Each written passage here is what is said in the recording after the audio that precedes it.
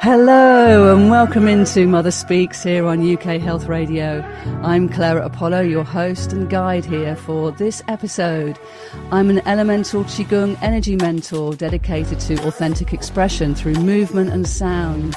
And I'm a mum of one lad who's a music producer who's now in his 30s.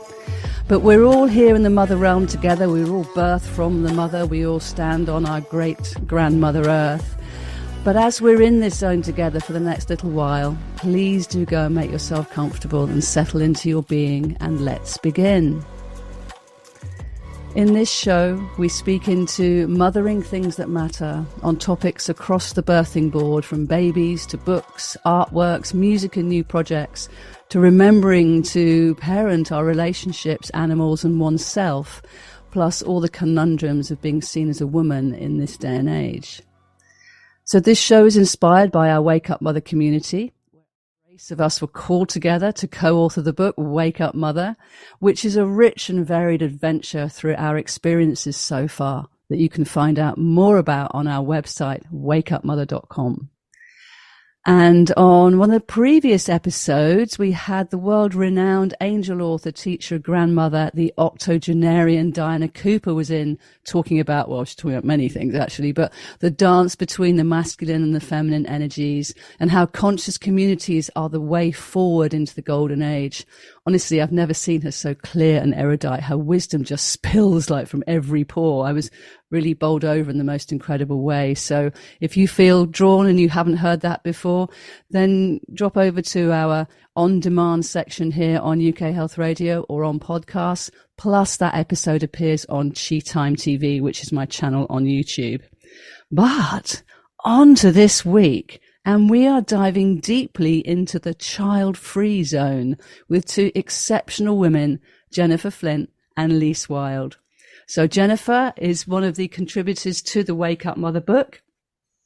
She's a leadership coach, a mentor, an independent celebrant, and a speaker. And she's a master NLP practitioner and qualified coach, and a passionate writer who recently published her first novel, Wild Egg, a story of one woman's search for her child-free life. So it's an absolute joy that you're here with us, Jen. Welcome in. Thank you. It's lovely to be here. And, I feel like doing a little fanfare here. So Lise Wild is with us. She's a shiatsu practitioner, a writer, artist and cancer survivor. She's a very dear friend of mine. We've known each other since London days. And we found each other here on the land of Avalon. In fact, she's I'm going to say in the studio. She's here in the Cheeky Temple. I'm going to pull her over to the mic to say hello. Hello, everybody. Hi, Jen. Hi, Clara. Lovely to be here. Yeah. It is, after all these years. It's amazing that the spiral comes round again and again. So, but why are both of you on this show to talk about the child-free life? It kind of, didn't some serendipity happen with you two meeting each other? Is there a story there that would be good to share with listeners? Yeah, I went up to Holy Isle. I was needing a bit of retreat space. I've come through a couple of really tough years, and I needed some time, and I went to volunteer, and I met Jen in the kitchen doing the volunteering. We did about 3 hours volunteering a day, and we were drawn to each other. And we spent a lot of time just hanging out and talking, and really having a wonderful time. I really enjoyed it. Wouldn't you agree, Jen? Absolutely. It felt like we were so meant to meet. And I guess that was my 7th visit, I think, to Holy Isle, which is one of the big characters in my novel, Wild Egg. And I think I was going really to say thank you to the island for all the inspiration. And I left a copy of Wild Egg in the library. And it was just beautiful kind of meeting as I was kind of almost closing loop on my journey. You were talking about how, you're embarking on publishing your own story. So yeah, it was a really beautiful, very serendipitous meeting. And couldn't believe then that we were connected to you as well, Clara. I know, it was so exciting when you and Lise was telling me. I'm like, we've got to do a show. And here we are. So both of you beautiful women have chosen not to have children. And I think it would be a really good topic to speak into here for other people who are listening, who for their own reasons have chosen not to have children, and how in this culture that is so like fixated, or like, you know, what's that wonderful word that you use, Jen, around how cultures are fixated on having children in them. What was it? I should have spotted this one. It's wonderful.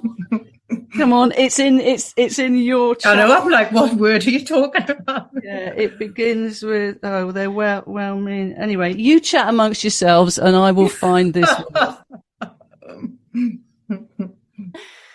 So, yeah, I mean, it's great to be here, isn't it? It's great to be here as a woman without children, actually. Yeah. It's great to be here as a role model. That's what I'm finding. Yes. You know, within my own journey. And I think, I mean, I've read your book. Jen very kindly gave me a copy of her book, the book that she wrote, Wild Egg, and I took it back with me and I've read it, and it's absolutely delicious. I really recommend it to anybody out there, any woman out there. And oh look, Clara's coming back. I'd love to. I found the word. The word is pronatalism. Oh, pronatalism, indeed, the water in which we swim. Yeah. Do you want me to say a little bit about that? Can you explain what that's about? So pronatalism is really a term to describe the ideology which puts forward the belief that the way to come into full maturity as a woman is via motherhood, and, you know, puts out, I guess, a very strong cultural messages that that's our role as women, is to be a mother. Growth is good, you know, that we'll never know the true meaning of love unless we give birth to children. So it's very much about pro-birth and fusing together the idea that is the rite of passage for a woman, and that somehow you'll be a bit barren and empty if you don't go through that threshold. And I think it's a bit like that, you know. We don't even often recognize that that's happening in our culture, because it's just the air we breathe, it's the water we swim in, and it's everywhere. And I think it also affects mothers in the sense that there's this idealized view of motherhood which we're meant to all try and aspire to and fulfill. So I think it traps us both ways. Yeah, it does actually. As a mum of a kid who's now in his 30s, you know, it's like, I remember that whole, when he was going to be leaving home, which is what they do, kids, on a, you know, usually, I had to prepare myself to becoming child free. And I went through a whole grieving process. And, I know there's something in the book, Wake Up Mother, Jen, where you speak about, in fact, didn't you go to the Holy Isle? Wasn't that what it was when you first did that? The grieving process for that. Can you tell us a little bit about your backstory about why you decided not to have a kid? Absolutely, yeah. I mean, I was very ambivalent for as long as I could remember, actually. So I felt I had never really kind of made a definitive decision one way or another. So I kind of guess I kicked it in the proverbial long grass until I was 41. So I was getting on a bit, frankly, by this point. And my second husband, in a beautiful, unguarded, very tender moment, just at the point where, you know, that classic thing where you've done your house up and, you know, after I'd just got a big promotion at work, we'd got through a rocky patch in our marriage, I was like, at last, I've got my life sorted. Now I'm just going to smell the roses kind of thing.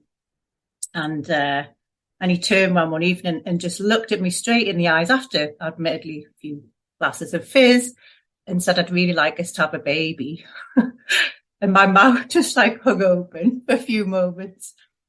And I realised, and it sounds kind of, in a way, when I hear myself say it, I think I can't believe that I got to this point, having not realised this myself. But I had just a stunning moment of realization where it jolted me. And I realized that in every other realm of my life, I'm a very conscious and intentional person. I was like, wait a second, why am I not making a choice here? What's going on? This doesn't feel okay. And I thought, this is the biggest decision that I'll ever make. Do I want to birth another human being into the world? I need to make a no thank you or a hell yes choice here, because otherwise the choice will be made for me, and that doesn't feel okay. So I woke up the next day feeling like, my world had turned on its axis, thinking, oh, well, I'll just sit down, write some pros and cons, job done. And I probably thought if you'd asked me, I would have quite quickly and easily made a decision. No, it wasn't for me. But that isn't what happened. And as I like to describe it, I sort of felt like I fell down an existential rabbit hole. And the more questions I asked, the more I got confused, and the more I just ended up in this place of real torment. And I think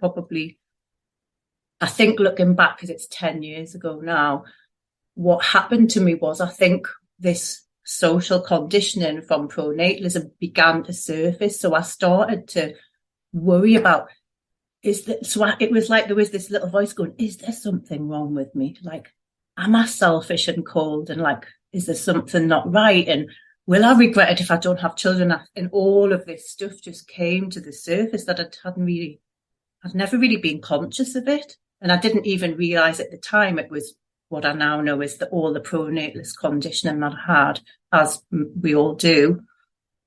So and it took me a whole year, because after a while I was unable to break through using pros and cons list, despite trying for about 3 months. Really gave it a good go. Then I went to do some alternative therapies and psychotherapy and bodywork therapy and various healing things to get more in my body and out of my head. And then one day, I think how I would describe it is like my truth spoke to me. And she just said in a really quiet voice, motherhood is not my path. In a moment where I practically ripped the cabinet door off its hinges and swallowed my pill, because I'd come off the pill. I'd had a miscarriage as part of the journey, and then suddenly realised, actually, I don't want this. So this voice spoke to me. And in the wake of that, in that moment, I remember hearing myself say, that was an whole, and I could feel it in every cell of my body. That is a whole. That's my truth. That's my wholehearted choice. And then I remember on the back of, there was a sort of pause. And then the next thing I heard was, now what? It was kind of like, yeah, where do I go now? Now what do I do then? Like, so what do I want? What if that's the no, what's the yes? Oh, I love it. I love it. So thank you. And that led me to Holy Isle, where I realised, actually, I think I've got to grieve. So even though, just to conclude that, I think what I realised was that even though I'm saying no, and that's my choice, there's still a grief that comes with that, because I know there's a lot of things that I'm never going to have, and I'm choosing not to have them, but that doesn't mean I don't feel sad about it. So that's what led me to Holy Isle, to really just consciously grieve and let those things go, so that I could work out what am I saying yes to instead. Yeah, absolutely. Wow, that is such an honouring of that whole process of a yes or a no. It's not as defined as that. It does warrant this journey into what are the questions here. And I bet Lisa's got something she'd like to share with us. But what we need to do now is go to a break. And so we will come back with Jen Flint and Lise Wild to talk about the child-free life and those conscious decisions that go on behind the scenes to enable that to occur, and what you then want to be doing if you're not giving birth to children. But before I'm just going to pass over to Lise, because she has chosen the first track. So I'm going to ask her what it is and why she's chosen it. Well, it's a Keen track, and it's Somewhere Only We Know. It's one of my all-time favourite tracks, and it speaks to me. I mean, I'll speak more after the break about the whys of it, but it speaks to me of actually coming home to myself, because it talks about somewhere only we know, and the we involved is me and my inner child, me and myself. So it's that self-mothering. That's what that track's always spoken to me about. Beautiful.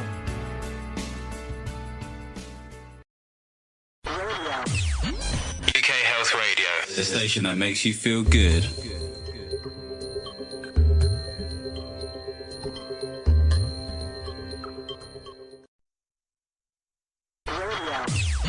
UK Health Radio. The station that makes you feel good.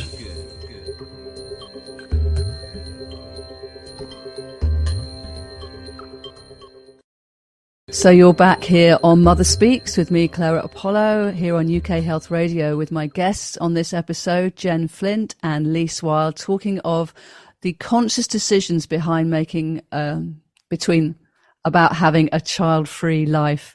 And you just heard that beautiful track by Keane called Somewhere Only We Know, which Lisa's chosen. So let's hand over to you, and maybe you want to explain a little bit more about why you chose that track and how that sort of sits with you as choosing also to not have a child in this incarnation.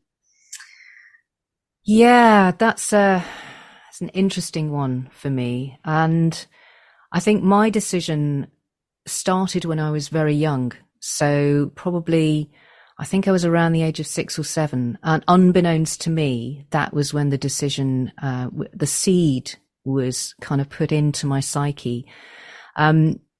Like a lot of us out there, I had quite a traumatic background. And it's one of those things that you live through and you move through and you become strong as a consequence of. And within that traumatic background, there was a moment of time where I was a party to a conversation between the adults in the room, and there was a social worker there. And me and my sisters, I have 2 sisters, the social worker basically said there was a 14-day staying period before we would have been taken into care. And then she left the room and left the house. And so I didn't hear anything else in the conversation, like children don't, but I heard that bit. And so I was a questioner as a child, and I started questioning. I started asking questions. What did that mean? What did that mean going into care? Where would I be? And the adults in their way told me that it would be a children's home. And I was like, well, what do you mean a home for children? Why are there homes for children? Why aren't the families the homes for children? And the questions went on and on and on. And luckily, that didn't happen. I didn't go into a home, but in that, or my sisters didn't go into a home, but in that period of time, I learned a heck of a lot about the children out there that were unwanted, or for one reason or another, like basically in our family, mum had died and dad just didn't have the time to look after us.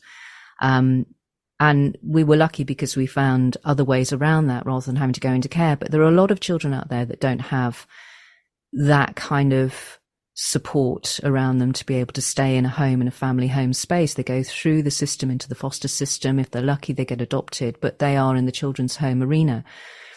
And so as a very young child, I was awakened to a world that it's not a world that children generally are kind of open to. And I didn't realize that when I grew up, that would be the seed to me not becoming a mother. Because, as we talk about the pronatalism, I went on through my life and I chose partners hoping to have kids with them, and realized quite late on that a crescendo point around my late 30s of the fact that rather than seeing myself as the victim, I'd been in a lot of therapy. I realized that I'd actually been making choices to have partners that would never, ever consider having children, whether it was with me or any other woman. And that actually that wasn't down to poor me. It was actually down to my choices, because part of me didn't want to have children. And so there was an unraveling that went on during my therapy time. And the unraveling took me right back to that time when I was a child. And the realization that actually I had come to the conclusion back then that there were far too many children in the world already that needed support, that weren't getting the support and were in situations in homes and being fostered or not, or variations on a theme. And what then happened for me was a conscious decision, I suppose, of like, well, what did mothering mean to me? And this, to pick up on what you were saying, Jen, what do I do if I decide not to have children? And for me, I have a very open and mothering nature. I mean, my friends all the way through my life have always said, you'd make a great mom. I've always been like the favorite around people's children. Often I've had children say that I'm coming to see them and not their mums or dads. So I decided to just test out how I was in working with children.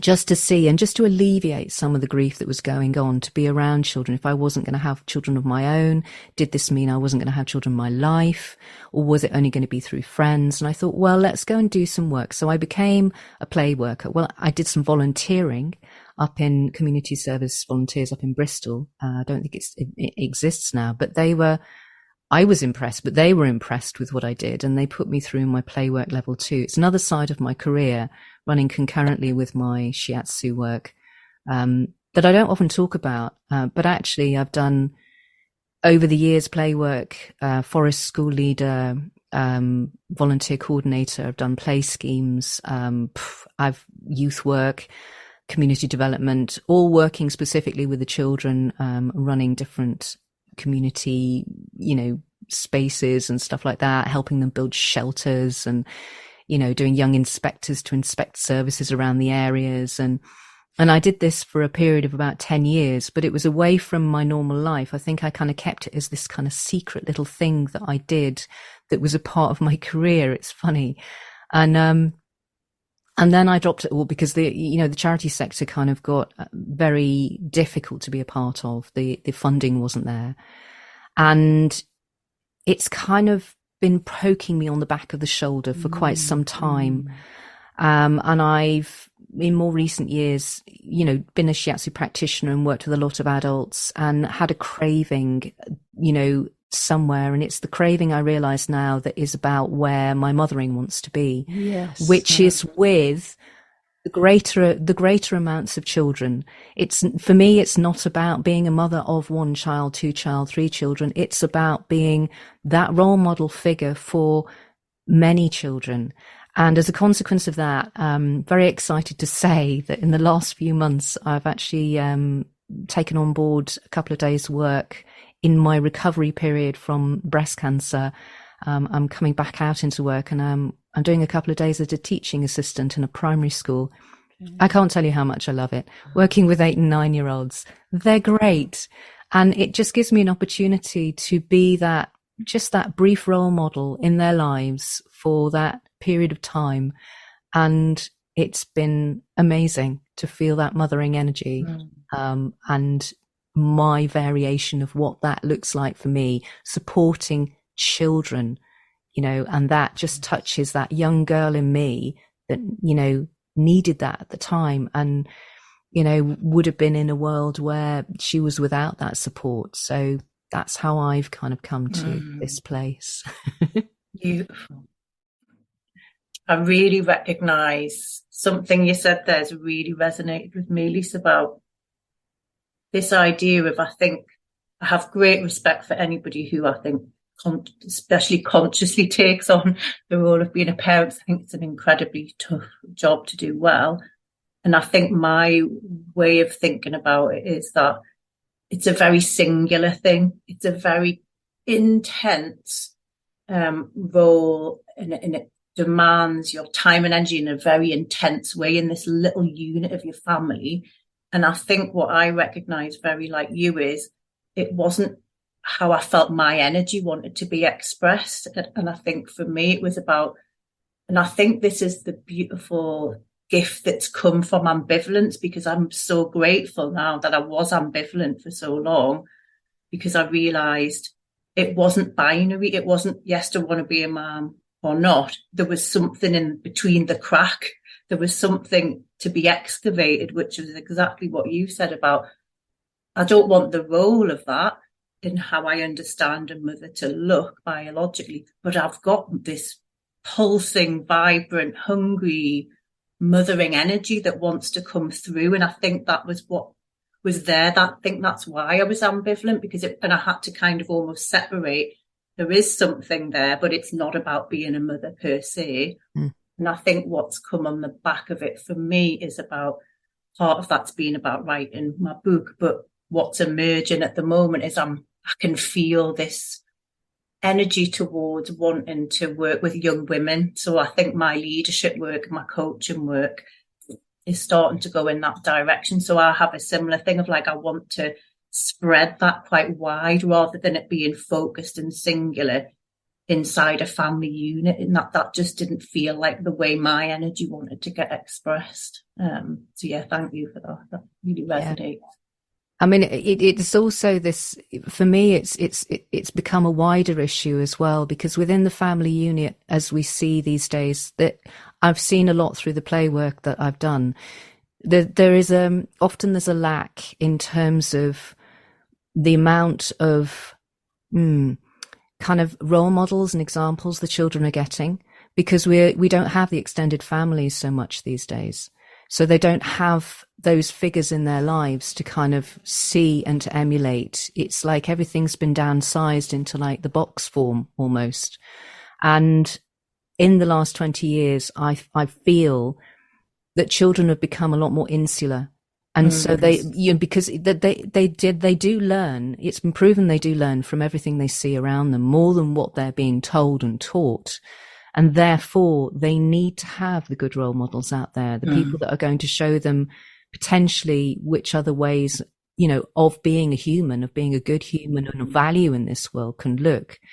And one of the things for me that is really important, I suppose that touches on my own story. And I'm not a therapist. However, I do believe that children of all kinds need to find a sense of confidence in their own skills and abilities. That often within the family units, that maybe is kind of knocked against because of patternings that come through and dysfunctions that come through. And I feel like women like ourselves and others who don't have children, there is a responsibility to that generation, to the next generation, to be the support, to be the ones that can show different ways of being, more functional patterning out there in the ways that we've lived our lives. I mean, I had a lot of therapy. So, you know, for me, it's like I'm modeling the fact that it's actually good to have therapy. It's a positive thing, you know, to these young people. I had conversation only the other week with a little 9-year-old about the fact that, you know, I go and talk to somebody if I'm not feeling happy,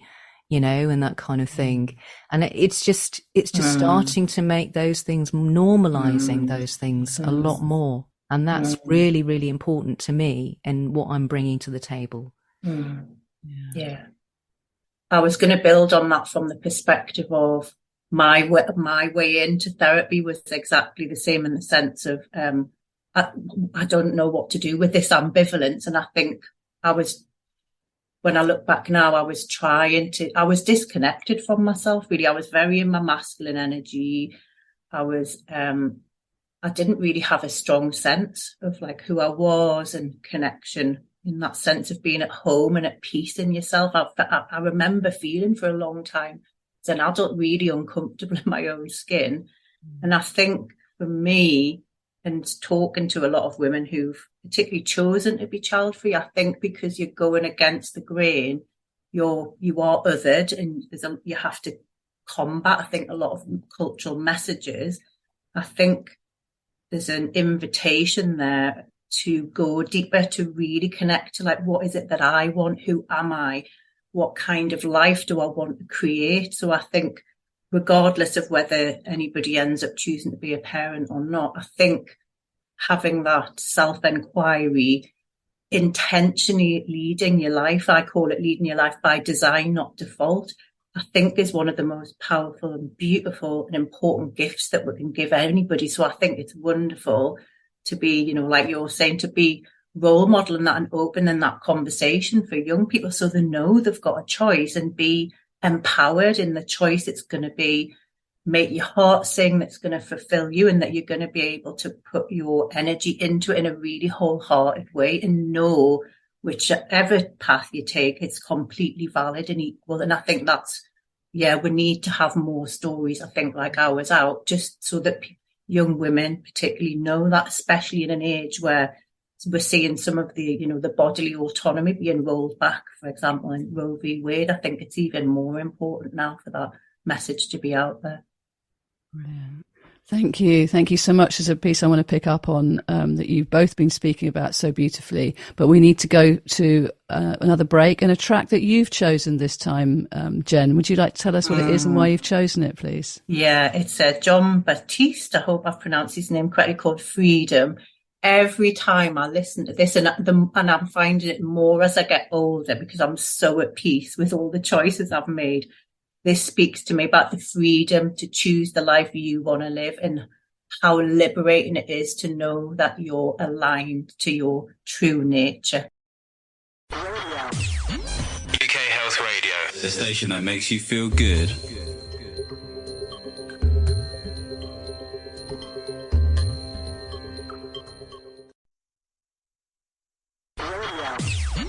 UK Health Radio, the station that makes you feel good.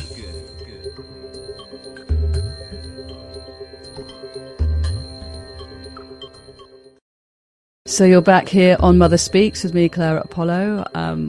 You're on UK Health Radio, and I'm here with Jennifer Flynn and Lise Lily Wild.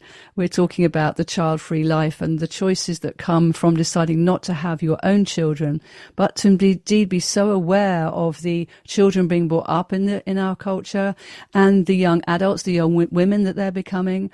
But you know what, as you were just speaking about this, about what it is you're adding to bring the confidence in to the younger generation. There's a piece here also for mothers who have been through child rearing, that have been so focused on bringing up their kids, they've forgotten who they are. You know, and we've got sisters like you going, here's some things to consider here. Here's some ways to come back into yourself. So again, when we get back to these communities, these cross-generational communities, and each of us having a role to play in that community, that we all support each other no matter what decisions we make. I just feel this is really warming my heart, that there's a real gem coming from this. Choosing not to have your own child means that you've got more energy for other things.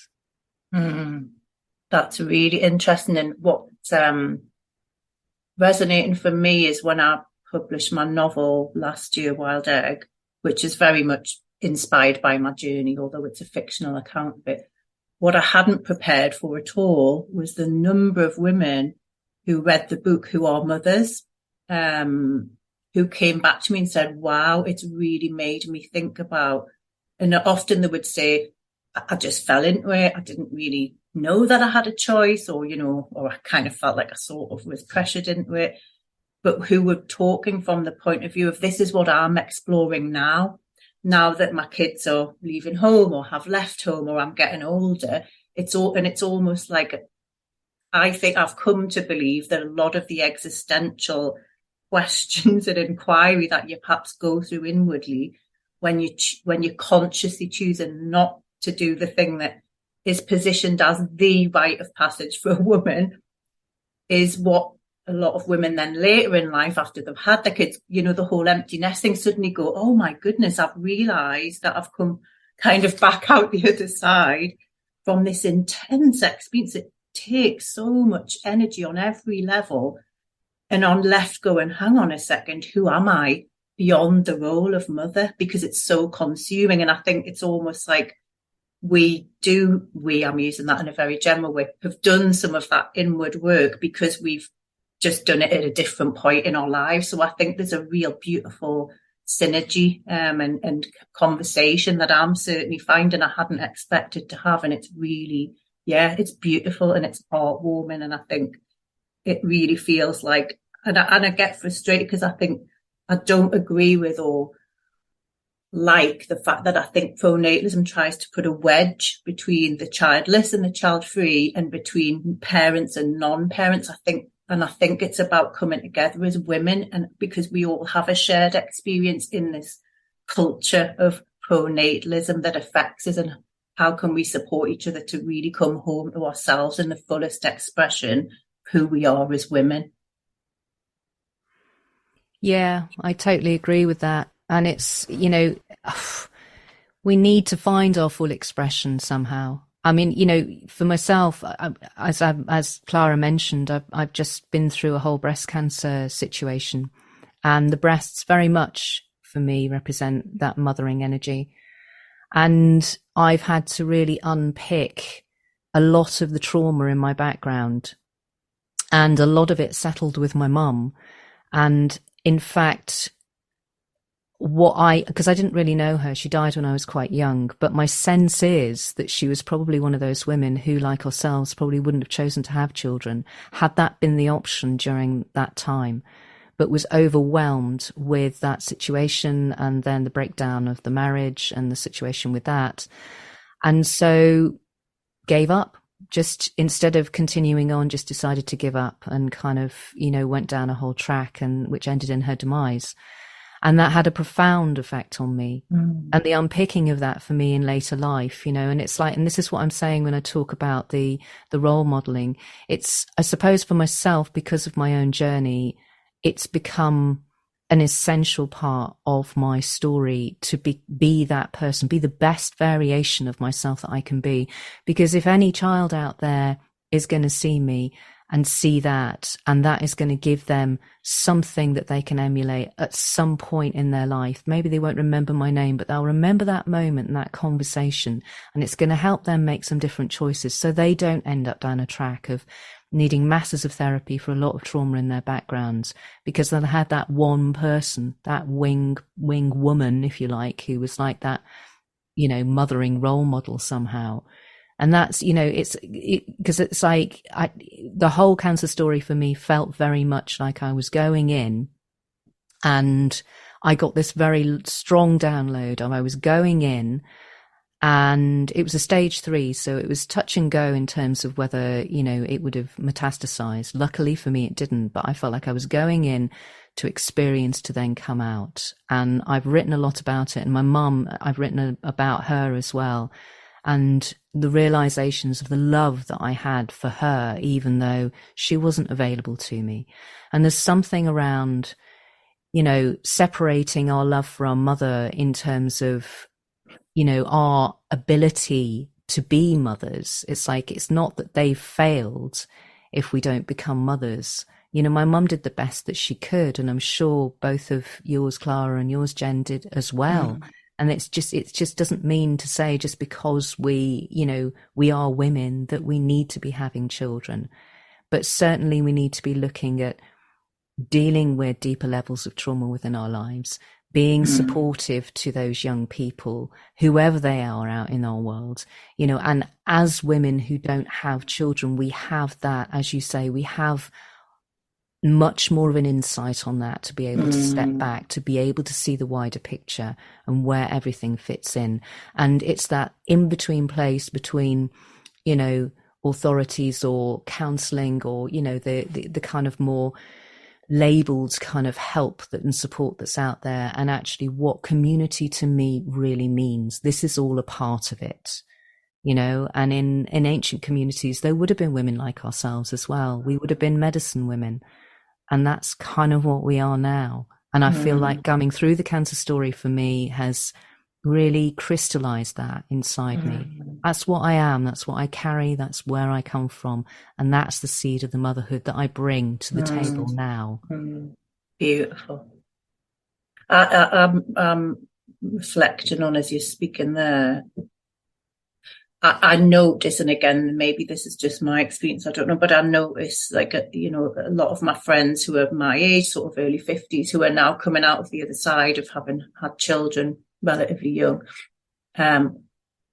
Or ironically, it seems to me they're very in their masculine energy. So even though we have this idea of being a mother is the ultimate in femininity, I don't experience that. What I notice is they're really good at being like, they roll their sleeves up, they manage everything, they problem solve, they're looking after their husband, they're looking after their kids, they're sorting the house, they're managing all the they hold and do everything. So when it comes to being in the receiving energy and the beingness and the self-care, they really struggle with it. And I think that's the journey that I've been on, is like getting into that feminine energy and like loving myself and caring for myself and creating, being more than doing, and creating that space for myself and being more emergent and less of like a fixer, and in that kind of energy is now that I'm finding that I'm having conversations with my friends who are struggling, and they kind of recognize that the need to shift, but because they're so programmed and so used to giving to everybody else, they find it really hard, and they have this paradigm that it's selfish to self-care. But I think in a way, because I've made the choice not to have children and kind of had to go inward to bust some of those myths about, am I selfish? Is there something wrong with me? I've kind of feel like I've got a lot of skills and insights, and that now it's lovely because I'm almost helping them to go through their journey of how do they come back to looking at mothering themselves. Oh, this is the key. It always comes around at the end of every episode here. It comes back to that. How are you mothering yourself? Because like you say, it's something that's almost been programmed out of us because of this awful word, selfish. I mean, stop it. Let's just eradicate that word. It's not helpful. It just blames and shame on you. When it's this self-mothering, this, self-full. Because when we take care of ourselves, we're then more able to be of use to anyone else, And this is the big piece, I think, that keeps coming round again and again. Will you look after yourself? Please, will you mother yourself well? Oh, ladies, it's been so amazing having you here on the show. Thank you so much for your time and your wisdom. Jen, how can people find out more about you? Where can they go? Yeah, thank you so much for the opportunity. I could have talked for hours. So I'm quite active on Instagram at wildegg21, all lowercase, and on Twitter at Jennifer Flint, FLINT5. Thank you. And how about you, Lise?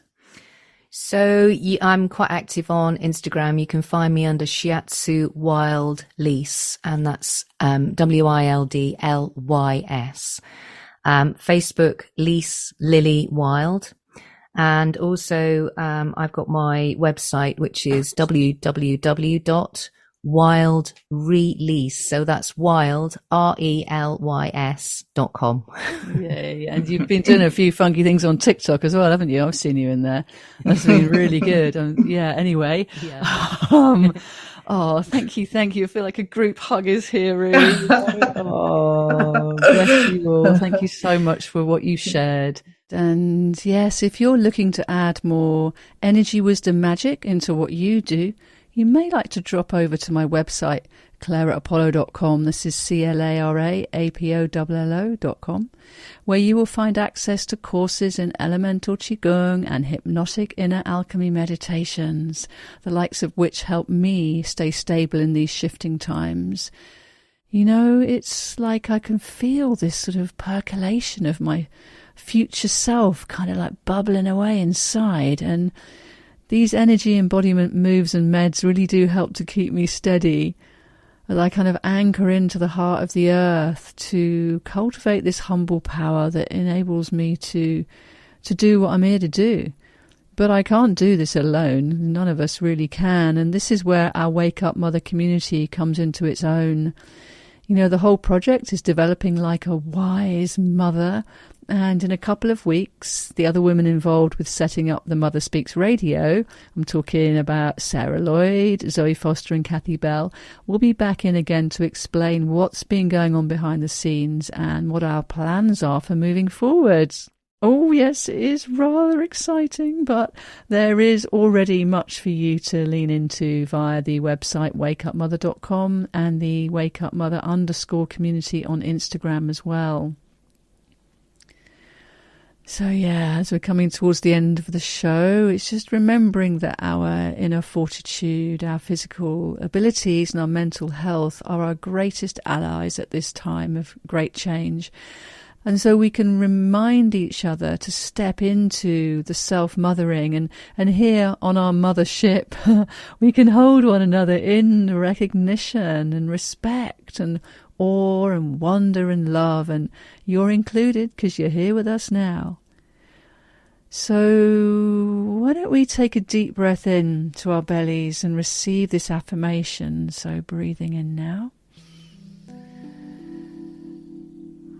You're doing so well, sister. Stay steady. Be with your breath, your heart, and your truth gifts. Notice what's already supporting you and prepare to receive all the treasure that is so clearly on its way to you now.